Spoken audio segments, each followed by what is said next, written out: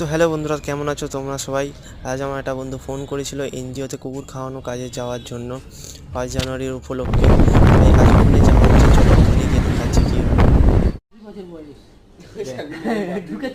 তো দেখতে পাচ্ছ তোমরা এখানে খাবার রেডি হয়ে গেছে, আর আমরা খাবারটা বেঁধে নিয়ে এখন যাব প্রথম কুকুরকে খাওয়াতে সেখানে স্পটে। দেখতে পাচ্ছ স্পটে যাচ্ছি এখন।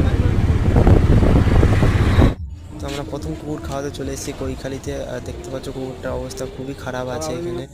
আমরা দেখে খাইয়ে দ্বিতীয় খাওয়াতে চলে এসেছি দমদম পার্কে।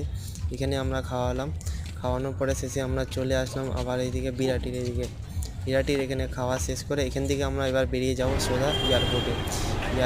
আমরা এয়ারপোর্টে পৌঁছে গেছি। এখন দেখতে পাচ্ছি এত রাত হয়ে গেছে, এখন ঘড়িতে বাজে 8টা। আমরা এখন কুকুরটা খাওয়াচ্ছি, খাইয়ে